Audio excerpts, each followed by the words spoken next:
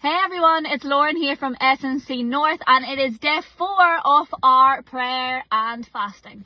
I wanted to chat to you for a few moments about this idea of Selah. Selah is a word that is most often found in the book of Psalms, and often when we're reading the Psalms, we can forget that this wasn't a book, but actually the Psalms is a collection of songs and spiritual hymns, prayers and poems that were often accompanied by music, instruments, singers, choirs. They were often sung and played on instruments. And quite often when we approach the book of Psalms, we'll start to read a chapter, we will read a couple of lines, and then after those couple of lines, quite often we'll see this word Selah. And this word has so much debate around exactly what it meant, but most agree that it was some sort of musical instruction for the instrument players or for the singers. And most argue that it was an instruction that meant to take a pause, to take a break, that maybe the singers were supposed to get quieter or the instruments were to stop playing. Selah was a time of pause and a time of rest. But what is so interesting is often when Selah happens, we see that after Selah comes some sort of change or transformation. Let me show you what I mean. So Psalm chapter 3, this is a psalm of David. It's a prayer that he is praying in the midst of danger. David is in a time of danger. His son Absalom is leading this rebellion against him, and David sings, plays on an instrument. This is what is sung.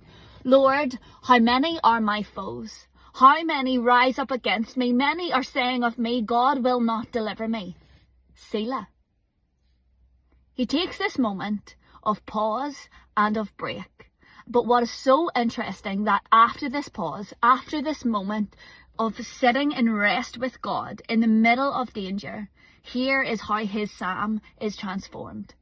But you, Lord, are a shield around me, my glory, the one who lifts my head high. I call out to the Lord, and he answers me from his holy place. Selah with God brought change, transformation, and renewed mind. And here is what I want to bring to you today.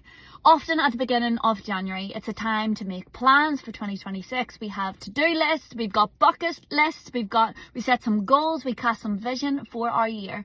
But maybe you want to make 2025 was a terrible year, and you're determined that 2026 is going to be better. But Proverbs 19 verse 21 reminds us this, that many are the plans in the mind of a man, but it is the Lord's purpose that will prevail. And so can I encourage you today and throughout the month of January to have Selah with God, to think about him, to think of how majestic, how holy, how righteous, how good and how kind he is. Because when we have Selah with God, when we invite him into the moments of planning and casting vision and setting goals, when we have Selah and rest with God, it is from that place of beholding him that change and transformation for 2026 will come.